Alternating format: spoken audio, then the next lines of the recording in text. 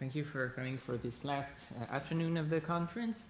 It is a great pleasure for me to introduce my former advisor for my PhD, who is also probably the initiator of most works done about free will in France through his own very influential books and papers about free will, at least in the analytic tradition. And so he has been my advisor, the advisor of Ghislain Legousse, whom you have heard yesterday. He is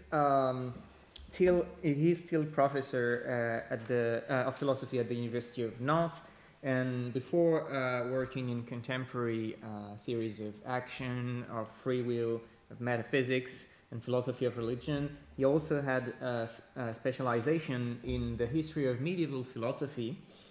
And so his published books include a book on nominalism in William of Ockham's work, and then the very influential book on freedom and foreknowledge, an essay de théologie philosophique, philosophical theology.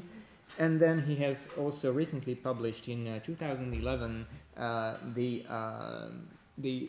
most important introduction to free will we have in France, which is Qu'est-ce que le libre arbitre? So, most important, very small. Still a lot of work to be done. So, and he'll be presenting today a paper entitled Responsibility for Consequences and Alternate Possibilities. So, thank you, Jean-Baptiste. I take the opportunity to thank both Claudine Tiercelin and Jean-Baptiste, not only for hosting and organizing this conference, but also for having hosted last year a free will group in this very prestigious place.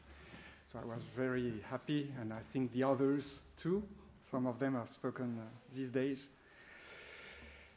And I will speak now of, it's one of the papers or the talks that fall in there are some more general papers, more introductory or more welcoming maybe, and some more technical, and it can be seen by the length of the handout in general, or the number of slides.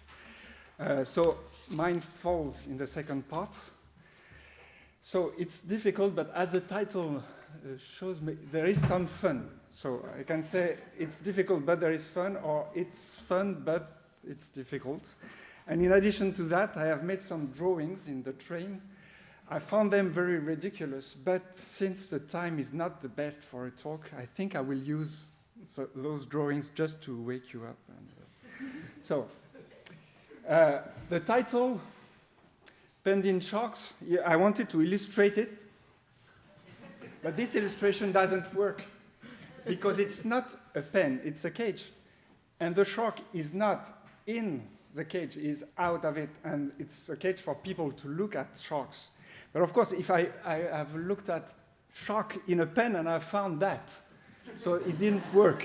So I will explain what I want to show. This is my first drawing. It's very abstract. And you have to take a subjective point of view. You are here on the beach, and there is a drowning child. I could have used pictures, but finally the drawings are funny. So the idea that if you don't do anything, there is no move, you are responsible not only for your bad intention, your refraining, you are responsible for your inaction, your omission, but you probably are responsible also for the child not being saved. And you allow the child's death. Now, of course, if there are sharks, and you don't see them, so unbeknownst to you there are sharks in the sea, you still are blameworthy for your intention, for your inaction. But most people, maybe everybody, would agree that you cannot be blameworthy for the child's not being saved. It's like if there were a wall. Maybe it's a bit controversial, but I would say I will accept that. Now, what if the sharks are in a pen? But in such a way that if you moved, the pen would open. Is penned in a sharks in a pen or penned in sharks, like drowning child or like sharks? And I would say that for what I've seen, and polls have been made in some blogs, most philosophers would agree that penned in shocks is like shocks. So you are not responsible in that case for the child not being saved. But that is a problem if you have some interest in Frankfurt's counterexample to the principle of alternative possibilities, because penned in shocks is built like a Frankfurtian scenario about consequence rather than about action, because it's built in a way that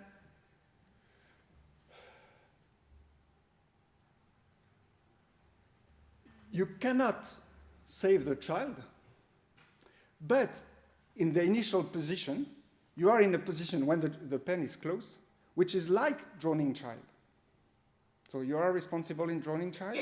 The sharks are not free, so you seem to be responsible.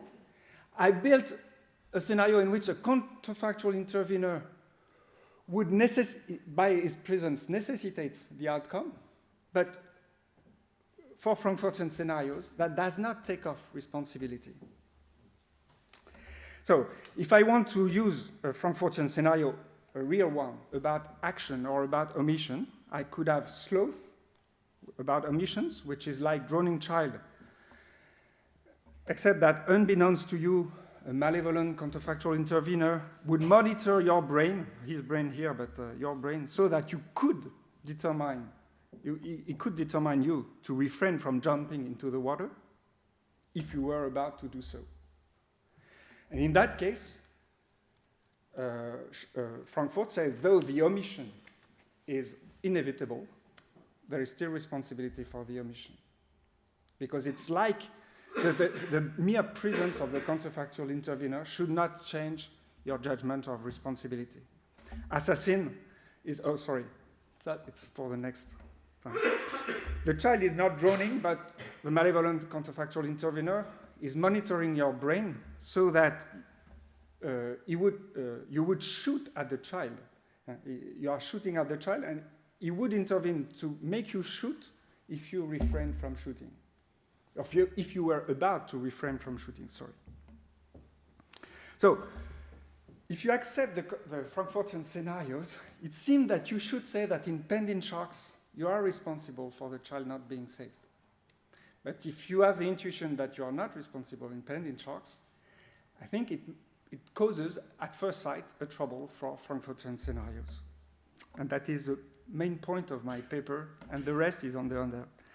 So, I think the real Frankfurtian scenarios, again, the PAP, are contaminated by the determinism or compatibilism, incompatibilism discussion. Some people have thought that the Frankfurtian scenario are a step toward compatibilism. Discussion has shown that you have compatibilists that refuse the Frankfurtian strategy, leeway compatibilists, and you have incompatibilists that accept Frankfurtian strategy, sourcehood incompatibilists, saying that what the Frankfurtian examples show is that alternative possibilities are not required for responsibility, but determinism is still incompatible with moral responsibility. The scenario just takes off alternative possibilities. It doesn't introduce another source, another necessitating cause. But of course, it has been useful to distinguish two families of theories about moral responsibility: the alternative possibility view, saying that alternative possibilities play a part in grounding and responsibility. There would be no responsibility if it were not in virtue of some alternative possibilities. And the actual sequence view, which I define both following Carolina Sartorio with a little change. I make avoidability the central concept because I want to have both actions, omissions, and consequences. I don't think it changes a lot, but if it does, you will tell me. So the actual sequence view says that the only ground of moral responsibility to be taken into account is the actual sequence of events leading to the action. And there is a second contamination. I think the first one is not a real contamination, but It's still there. The second one is that one famous objection against Frankfurt is the dilemma objection, saying that, in fact, the Frankfurtian counterexamples, like Thlos and Assassin, either realize the inevitability by assuming a form of determinism, and so it begs the question against the incompatibilist, or they leave some kinds of alternative possibilities that are thought to be robust enough. But it's a discussion. The discussion about Frankfurt's example seems to have to take a stand on the incompatibilism debate. What I want to say is that it is not so with consequences. And the reason is that everybody agrees that an action can bring about its outcome deterministically. It must not be so, but if it is so, it's better, because it gives you more control. If you deterministically cause the outcome of your action, you control it in a better way than if it were not. So a Frankfurtian scenario built about a consequence is like the one I wrote on the handout, which comes from Peter van Inwagen, of course, which I call murder. Gunnar shoots and kills Ridley intentionally, so it's blameworthy action, thereby bringing about Ridley's death, and he intended that death, so he's responsible at first sight for Ridley's death. But there is some factor F, like Factor or like Frankfurt, which play no role in Ridley's death, would have caused Ridley's death if Gunnar had not shot him, and is such that Gunnar could not have prevented it from causing Ridley's death except by killing Ridley himself. So it could be a counterfactual intervener, it could be an actual second shooter at Ridley, who would have killed Ridley if your shot did not come first.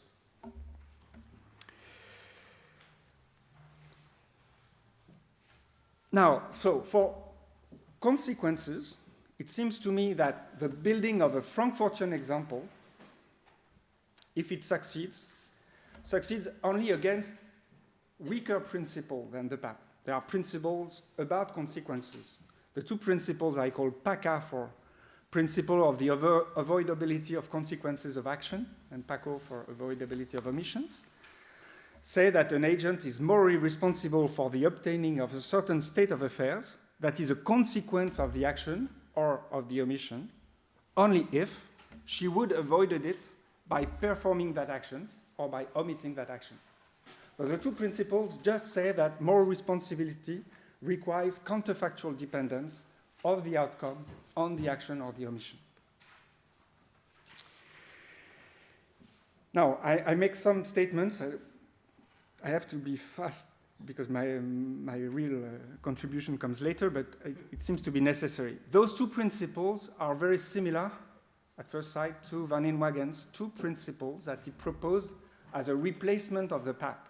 He acknowledged that the PAP had trouble because of Frankfurt's examples, but it seemed that it had troubles because it was about actions, and action is a difficult notion. So he proposed two principles about outcomes and about omissions.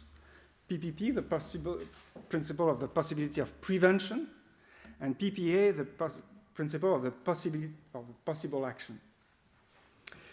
So the idea was, I'm responsible for an outcome if I could have prevented it, and I am responsible for an omission if I could have performed the omitted action. So 3 remarks. First, those principles are principles about abilities of the agent. And my 2 principles are not about abilities of the agent. I have said nothing about the ability of the agent to perform the action or to avoid the action. I just said he is responsible if by his action he would have provoked that consequence, or if by that omission he would have brought about that consequence. So it's a stronger, Van Inwagen's principles are stronger. Second, the principle PPA seems to be about omissions and not about consequences of omissions. True, but Van Inwagen's example is an example of an outcome of an omission. He gives a scenario which I call after Sartorio, no phones, Seeing from my window a young girl being aggressed in the street, I refrain from calling the police. I'm morally blameworthy for my omission, for the intention and for the inaction, but the phone line was out of order, so I couldn't have called the police had I tried to. And the idea of von Inwagen, that in that case, I'm not responsible for the police not being called and for the girl not being saved by me. But that example is rather like shocks. The phone lines are not in order, than like pending shocks. A scenario built along the line of a counterfactual scenario would have been something like counterfactually no phones, or no phone star. So the phone lines are in working order, but had I tried to call the police, someone would have shut the line down. I'm not sure the expression is correct, but you understand the idea. So, he gives an example of the consequence of an omission, but it's not exactly a Frankfurtian in spirit. Then, of course, murder was Frankfurtian in spirit. But he gives also another example of what he thinks is a Frankfurtian scenario that would go against PPP, which is Rome, or all roads lead to Rome, in which rider's horse Dobbin is running in such a way that rider cannot slow it down, but can only have it respond to the bridle. At a crossroad, one road is apparently leading to Rome, while another is leading away from Rome.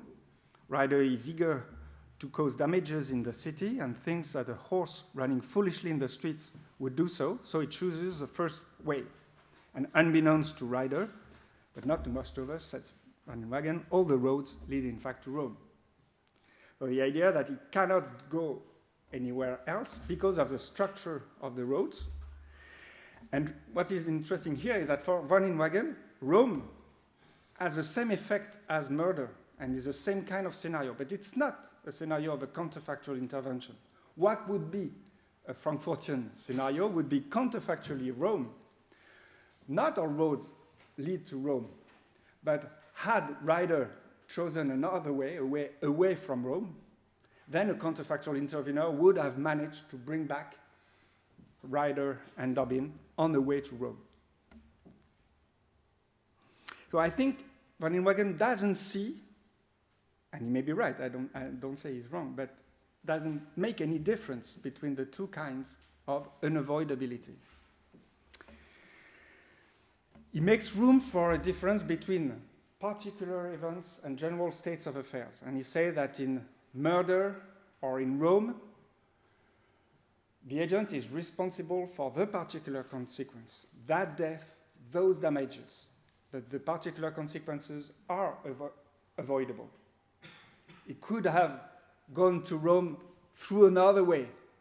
He could have avoided killing himself, Ridley. No, I remember, I don't remember. It doesn't matter. But the general state of affairs is unavoidable, and according to von Inwagen, no one is responsible for them. Now, the Frankfurtians agree about shocks and so about Rome, that the agent is not responsible. But about murder, or counterfactually Rome, they say that the agent is responsible for the general state of affairs. In the case of Rome, damages being caused in Rome. In the case of murder, Gunnar's being shot, or Ridley's being shot. Ridley's being shot, being killed. So they need a theory, an explanation of the difference between the two kinds of avoidability. And they need to show how the actual sequence is grounding or responsibility.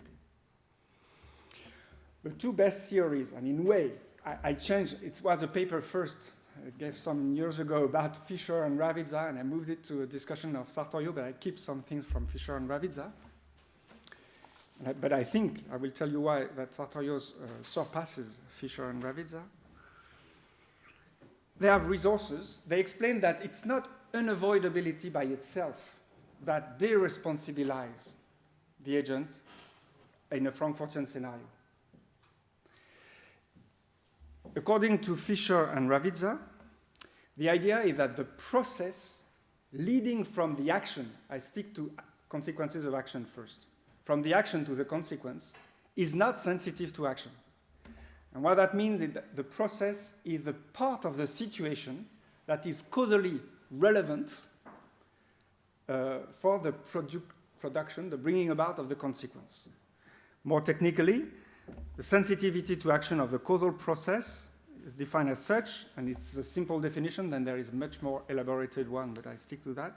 If all the conditions were the same, and if all occurring or not occurring events that would have triggered the consequence, in the case the action would not have been performed, were not to occur, then the consequence would not have occurred if the action had not been performed. So the idea is that in murder, I block an event, a triggering event, which is either the non-occurring shooting of a counterfactual intervener or the shooting by another shooter, which comes after Gunnar's shot, and I evaluate the process.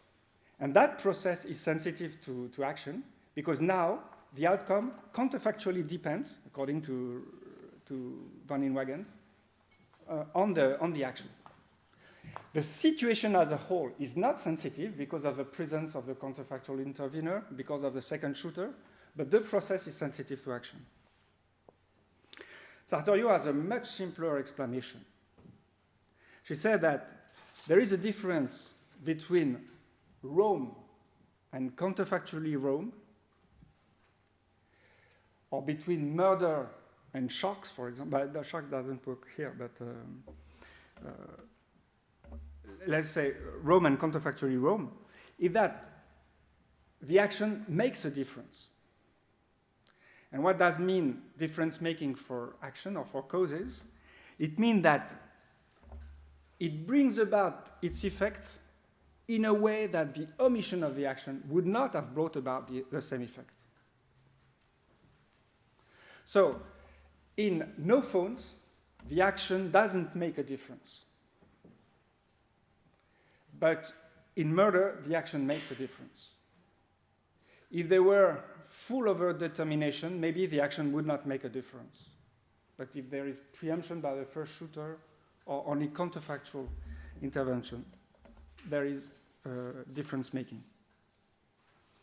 Now, as I said, most philosophers think that the agent is not responsible in pending shocks.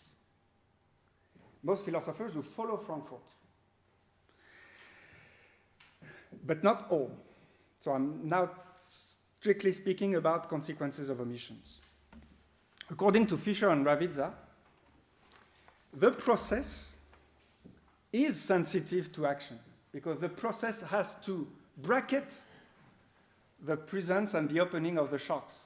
And then the process is sensitive to action. If you jump to the water, you would save the child. So this is a counterintuitive result, as would be counterintuitive the opposite scenario in which the sharks are there in the sea, but they would enter the pen, they would be baited if you jumped into the water.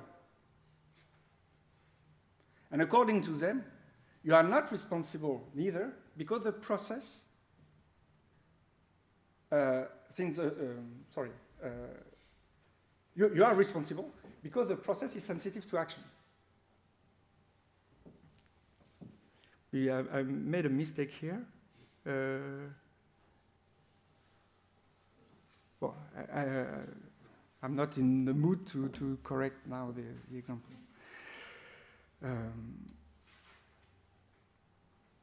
But it doesn't matter. So, I would say Paco seems to resist the example. And in fact, Sartorio's account doesn't follow Fisher and Ravizza. She gives right to Paco, because what she says is that in pending shocks, the action doesn't make a difference, or the omission doesn't make a difference. And so the agent is not responsible for not saving the child in pending sharks, as he is in sharks. So it means that she accepts that there is counterfactual dependence, at least in those cases, or the counterfactual dependence of the outcome on the omission is necessary for moral responsibility. And the reason why it is necessary for moral responsibility is that it is necessary for causation by omission. So she does not abandon the actual sequence view. Only the actual sequence view shows that some kinds of alternative possibilities are required or go with the actual sequence. And maybe she could accept, I'm not sure she does, or I'm even sure she doesn't, but as a possibility, that the actual possibility could ground the actual sequence, and so that the alternative possibility view and the actual sequence view would go together for consequences of omissions. But of course, she does not accept this idea for consequences of actions. And neither do Fischer and Ravizza for the reason I've given. Reason sensitivity of the action sensitivity of the process, difference making of the action. And I want to argue now in favor of PACA, so the idea that responsibility for consequences of action require counterfactual dependence of the consequence on the action. It's not a straight argument. I have different arguments and different drawings. First argument is a kind of Sorites argument. I want to build a metaphysical continuum, if you like, from a case like sharks to a case like pending sharks, but now for actions. So from a case in which you are not responsible because your action doesn't seem to make a difference with the consequence, to a case like a Frankfurtian case. But I show you on examples. So case A, you have a dog which is on a track. Those are train tracks. If you do nothing, the train will avoid the dog. But you want the dog to be killed, and you kill the dog. You are responsible for your bad intention, for your action, and for the consequence of the action. Now, if unbeknownst to you, case B, the other track comes back to the dog. So if you had deflected the train, it would have killed the dog. Then we are in a case for actions that is similar to sharks. And the idea is that you are not responsible for the dog's death. You are still responsible for your intention and for your action, but not for the dog's death. Now, what about case C? In case C, you deflect the train onto the dog. But had you not do that, a counterfactual intervener would have thrown the switch and kept the train onto the dog. So this idea is like murder. So case B is like many shooters shooting before you and you shooting and you do nothing to the situation. And case C is like murder, so there is a counterfactual shooter, but here it's a counterfactual switcher. Now, William Rowe, who imagined those cases, also imagined the following case. Case D, you still deflect the train onto the dog.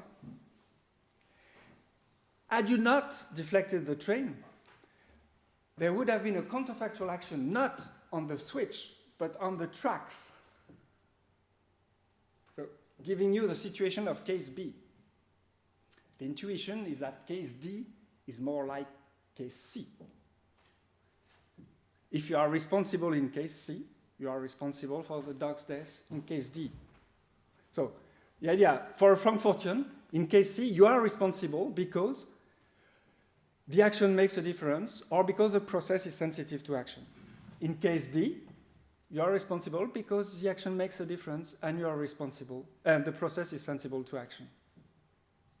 Now, what about case E, which is similar to case A, but the tracks, as I shown on the are such that had you not acted, there would have been a counterfactual switch, nobody there. It's an idea from Jean-Baptiste, that would have deflected the train onto the dog. So it's just the inaction of the train going on the second track that causes a second switch to bring back the train on the dog, though the track goes on also. Is it like the sensing of the swimmer by the shocks? I don't know, but I think that for Fischer and Ravizza, the same reasoning applies. You are responsible for the dog's death. I'm not sure Sartorio would still say that the action makes a difference. And now I propose case F. You deflect the train onto the dog, but workers, unbeknownst to you, have modified the tracks. And so the second track you thought was going away from the dog is now going onto the dog. The idea is that if the workers have worked before your action, we are in a case which is like case B. The tracks go onto the dog. If the workers work after your action, you have to bracket this event in the Fischer-Ravizza case to evaluate the sensitivity of the process, and the process is sensitive to action. But now, if the workers work 2 seconds before action and 2 seconds after action, would that make such a big moral difference? The consequence of the theory is that there is a moral difference due to 4 seconds of work between the workers.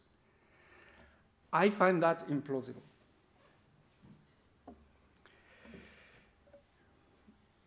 I'm not sure about Sartorio's view on this. What she could say is that she would add, and she adds in her book, the idea that there is a principle of derivative responsibility saying that we are responsible of the outcomes we cause through our actions. And anyway, it may be not the case in F, but in case C, the counterfactual scenario, the basic counterfactual scenario for consequences, the action makes a difference, so the agent causes the dog's death, and so the agent is responsible. But now we have the intuition for a principle, the principle PDR. And my answer to that is, of course, if you accept PDR, then the evaluation of case C is an evaluation of responsibility. Okay. 5 minutes. And so the actual sequence view is safe.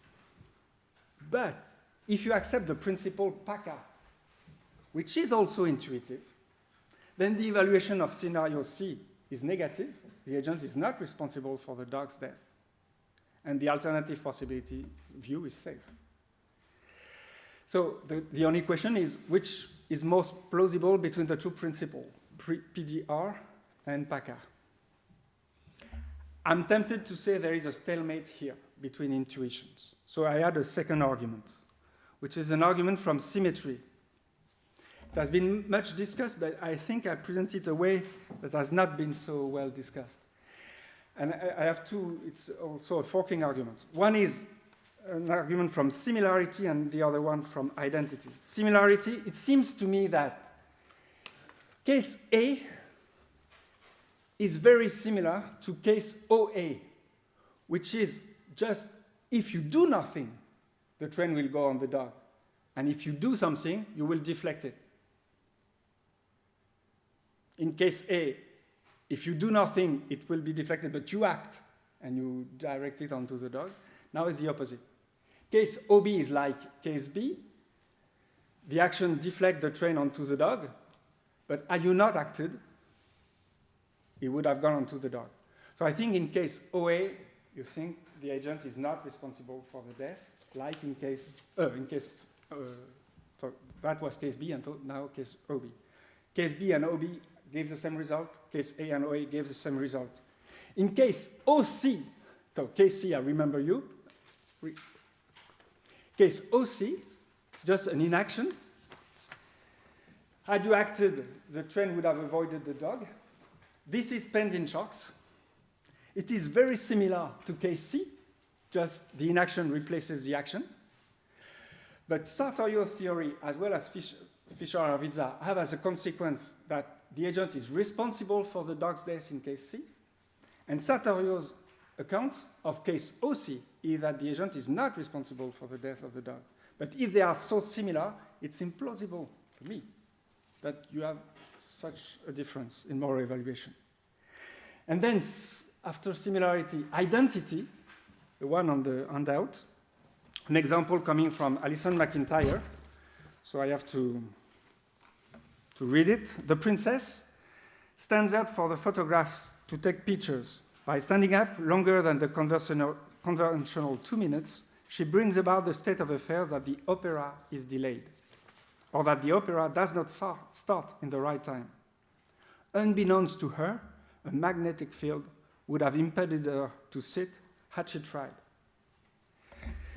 The example is to show that the same situation can be described both as an action and as an omission. You can say that she delays the opera by standing still, or she delays the opera by not sitting. Now, if you are responsible for the consequence of an action and not for the consequence of an omission that does not counterfactually depend on your omission, then you should say the princess is both responsible and not responsible for the opera being delayed. Alison McIntyre's solution is to say that action trumps omission. But I find that implausible, and I find the similarity view more plausible, so I would say the alternate possibility view is simpler. And so I conclude with the dialectics I see of this discussion. We have two syllogisms. One, the alternative possibilities view, for example, Carolina Sartorio's stance. She accepts Paco in a way I've presented, or at least for some situations. She has the intuition of actual sequence view, the one on the right side. She has the intuition of the moral responsibility of agents in Frankfurt's cases for consequences of action, like murder.